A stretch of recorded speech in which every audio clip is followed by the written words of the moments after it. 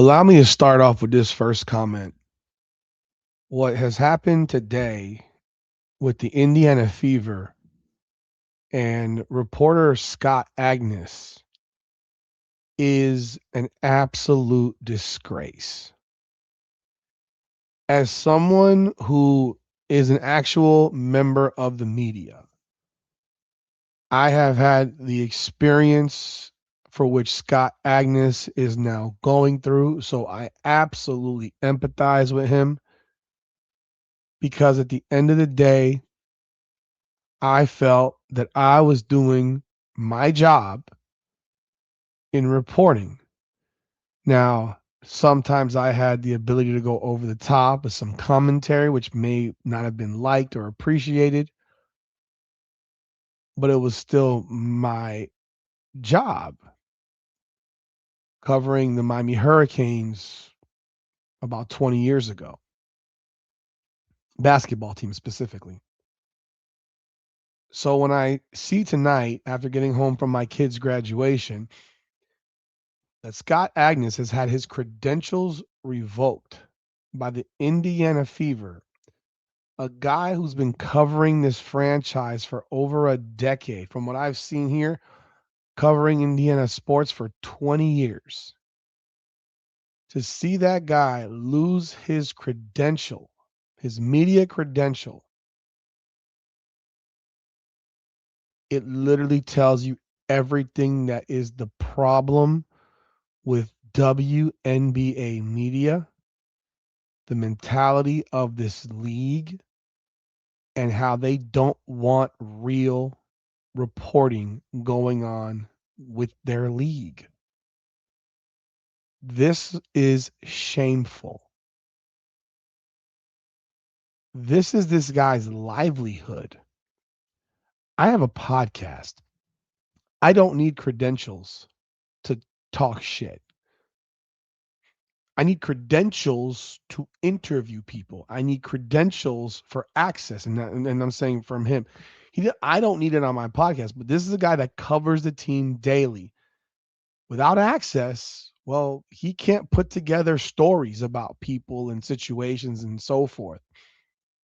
He can write about what he sees, he can write about other interviews, but he can't actually produce stuff that he was otherwise producing. And he's basically gotten the Ariel Helwani treatment that the UFC did to him at UFC 200 when he broke the news of Brock Lesnar coming to UFC 200, and he got banned by the UFC. Um, Reading what Scott Agness posted today, it's sad, man. It really is sad, and we're gonna jump in on this thing, man. Welcome back, everyone, to another edition of Indiana Fever Unfiltered, powered by Come On Now, the podcast. I'm your host, Rudy Rodriguez. Show might hit that like button and subscribe to the channel. Ring the bell and leave your comments, man. Greatly appreciate you and the continued support of the channel. Like I said, son graduated tonight from the 8th grade. It's been a nice evening, and I'm home now. Almost midnight. I was actually watching the Mystics game when I saw this pop up, and I'm just like, wow. Like, you don't see stuff like this happen. You don't see this happen in professional sports. Like, you would have to do something that's considered like so egregious to lose your credentials. It just is so 8 games in to the season. Like, you'd have to do something so egregious. And I'm gonna be real. I don't know what his financial situation is, but I would not be begging for it back. And I hope he doesn't. He doesn't owe anyone an apology. He doesn't owe anyone any clarification. He doesn't owe anyone in the Indiana Fever organization a damn thing. Period. Point blank. He owes them nothing. He owes the fans of the Indiana Fever actual, factual reporting on the basketball team. That is his job. He is a reporter. Podcasts like myself and others, we're not reporters. I mean, I have a background in it, but we're not reporting. He's reporting day-to-day news We are commenting and giving commentary and opinions on day-to-day news. There's a difference, massive difference. So he's held to certain standards. But when I look at this,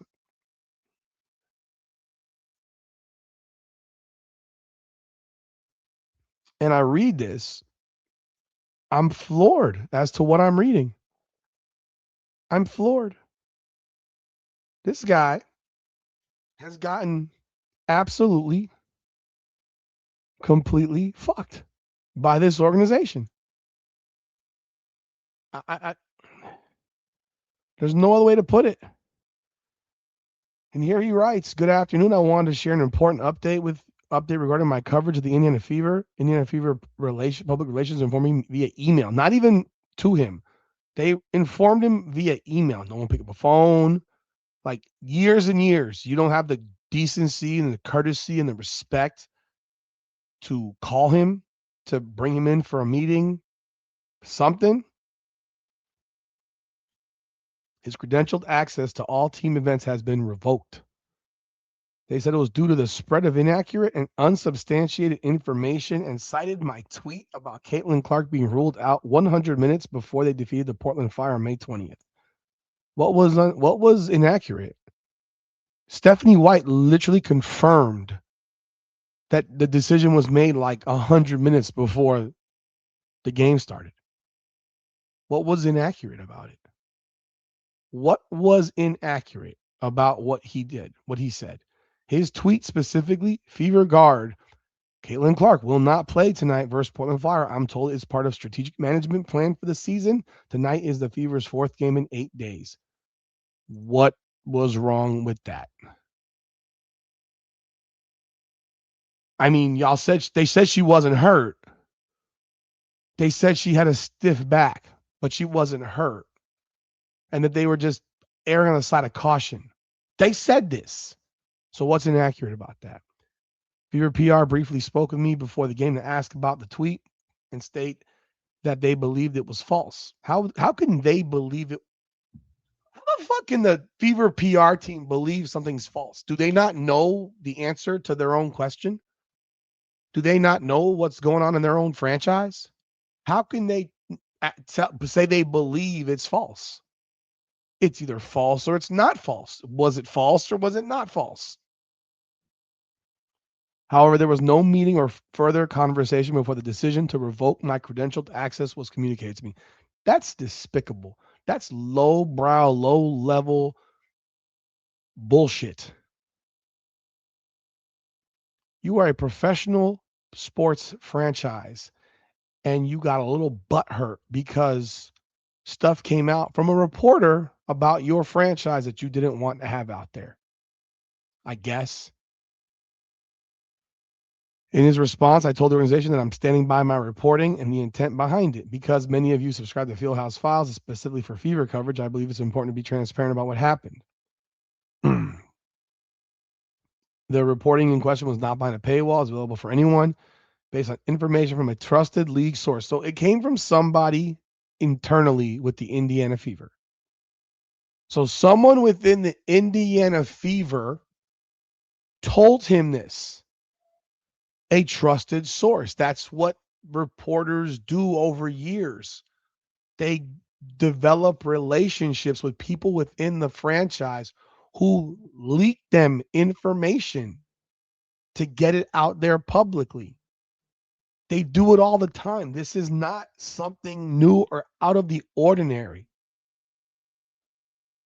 So he has a source within the franchise, which pretty much every sports beat reporter has, no matter the team. You'd be surprised. You'd be surprised. I've heard from people that I know that work in the industry that the damn leak was the head coach. The leak was the GM. The leak was the president of the team.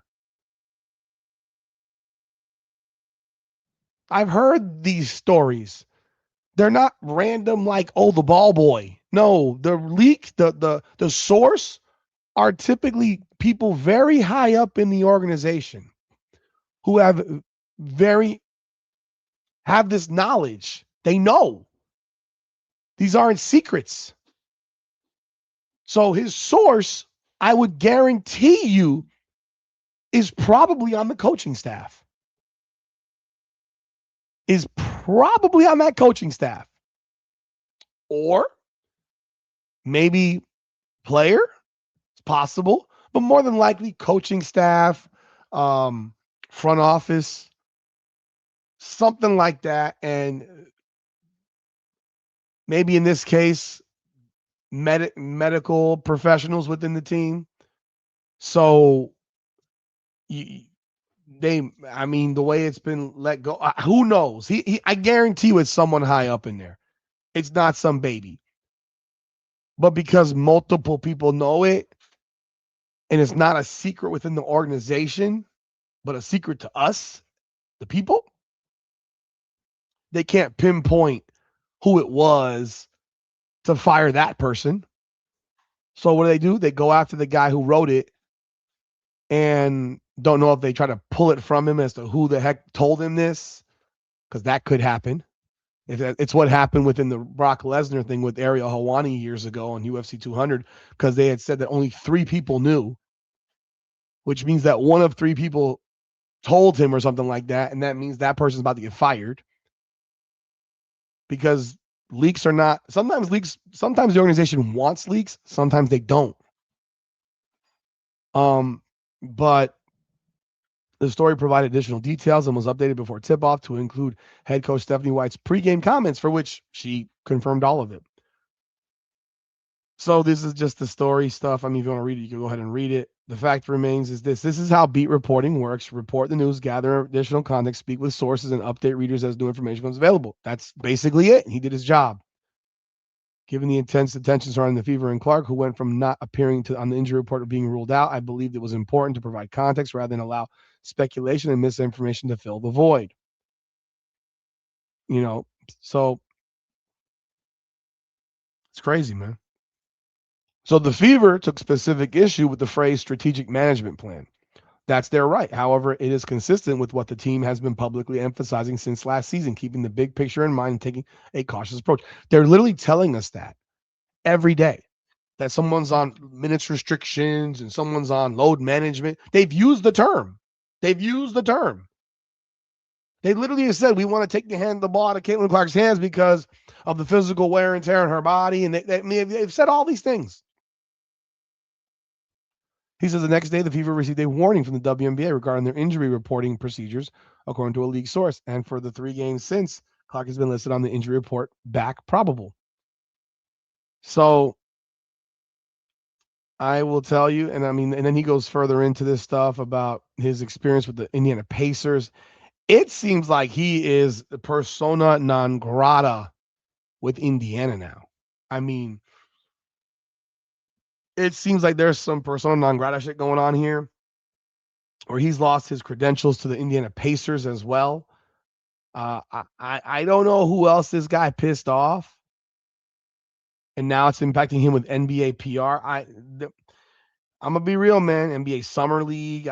You can mess with the wrong one, man, and it can get you bit. And the difference between he and I, realistically, and I feel terrible for this guy, is that this wasn't my livelihood. Like I that was a part-time job for me. It was my side gig, one of them, and it didn't stop me from writing for that publication. I just couldn't go to any more. I just couldn't go to any more University of Miami basketball games because the coach had my credentials yanked. And the funny thing about it was I didn't even know it because I had stopped going because they were so bad. I had actually stopped going to games because they were so bad, and I wasn't driving. Like, I think at the time it was like, what year was that? Remember what year it was? It was, gosh, what year was that? Let me think. Let me look back and see what. I think exactly what year it was. I think that's important. That was in 2006, 2007. Okay, so I was still living there. Yeah, they were so bad that I didn't drive 10 minutes from my house. I was actually living in Kendall by the University of Miami, so it wasn't like it was far. I just didn't want to go. I had no interest in going because they were so bad. It was like watching dog shit every single night. And yeah, my article about them was critical as shit. It was they're not good. They suck. They're trash. Yeah. I said there were certain guys on that team that didn't deserve to have D1 scholarships. It was the truth. You don't like it? Cry to your mama. These guys could barely play in a Division One AA level, let alone Division One A level. And there was bad recruiting that was done there. Bad players. He didn't like it. And then the problem, and you know what the funny thing about that whole deal was, this was a guy who I had sent a player to go play for. One of my players was on his team at the time. One of my players that I coached was on his team at the time. So when it happened, it was like, bro, you know me. You got my cell phone number in your phone. You were begging me for my recruit, for my basketball player on my travel team. You called me every day when he was playing on my team. I mean, we circumvented a whole bunch of so-called rules so he could talk to my player whenever he wanted to. And he doesn't have the courtesy to give me one phone call and tell me that I'm going to lose my credentials because of what I said. Nah, he acted like a bitch ass motherfucker. We eventually did communicate with each other, and I stood on what I said. And he gave his piece the whole nine, and I was like, yo, I appreciate your feelings. My opinion hasn't changed. I'm not going to apologize for what I said, for what I wrote. I don't owe anyone an apology. You want me to give you the praise when you win? Well, you're going to catch the ire when you suck. Like, that was one of the worst basketball teams in the last 30 years that season. So when I lost it, it was like, yo, this sucks, but it really didn't bother me. This guy, though, this is bad because that was college. These are pros. And this is college back when there was no NIL, there was no guys getting paid. They got paid under the table. But this was basketball. Basketball didn't get broke off real money. These are professional basketball players making a lot of bread now. They're not poor anymore.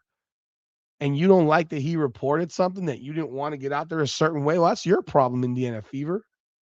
And what you're showing yourself to be is a communist organization that doesn't believe in freedom of the press.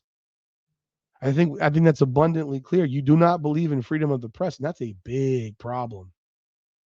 That's a big problem. The WNBA has a big problem. I'm gonna tell you right now, the media members in the WNBA and the NBA, but I would say the WNBA first, they should really be, they have unions, I'm pretty sure of it, and associations and stuff like that. You know how quickly they were last year to criticize Christine Brennan or whatever, 2 years ago, whatever it was, over the Dejanay Carrington thing. A woman of 40 years of experience with USA Today and so forth. Like they don't want real news coverage of their sport. They want it to be that puffy bull crap. And that's not what real sports news coverage is. That's not what real news sports reporting is. So this guy, I mean, heck, I might want to bring him on my podcast and invite him to have a conversation because I don't know what he's going to do at this point, but I will give them the double middle finger. If he can afford to do so, I would give them the double middle finger and I would turn into their worst enemy. Like, I'm going to take off the gloves now. I'm going to tell you right now, this guy, if he has the personality to do it, in fact, I am going to reach out to him. Bump that. I am going to reach out to him. He has his own platform, but I can actually invite him. Because I want to talk to this guy and I want to get his I want to see if this guy's willing to open his mouth. Because unless he's trying to get back in with them, he could have a kick-ass podcast, bro. I mean, he could have one killer podcast. It's not like he lost his sources. Still a phone call away. He still has the sources internally. He still has the access, even though he doesn't have the access to the facility now. He has the access. And that's really all you need. He could have a podcast that is absolutely killer, bro. I mean, you think that any of us have anything good? This guy could come out with goods because he has the information, and now he don't have to give a fuck. So that would be my recommendation to you, Scott. Keep your access with your sources, and do not give a fuck when you let it all out. Don't give a fuck. Don't care. You keep your sources to yourself. You utilize them. You get that information out, and then you can also give your opinion attached to it. You can actually tell the people what you might really think about Stephanie White. You can really give the backstories to this fugazi shit they're talking about where she's besties with Caitlin Clark. We all know that's crap. I would love to hear your opinion, man. I give you a personal invitation to my podcast, man. I'm gonna shoot you a message on X right now, and I feel terrible for what's going on with you, my friend. I don't know you, but I feel terrible for you because I think that what's happening right now is absolutely disgraceful. It's despicable, and it's everything that's wrong with the WNBA, the Indiana Fever, and how media is dealt with within this organization and this league. They don't want real reporting. They've told you this over and over and over again. They do not report properly. It's dog shit. And you want to know what? I may have to get Grant Young back on here as well because I got to hear what he got to say about this shit because this is insane, bro. But that's all I got. Y'all let me know y'all thoughts in the comments. Hit that like button and subscribe to the channel. This is Indiana Fever Unfiltered, powered by Come On Now, the podcast. Come on now.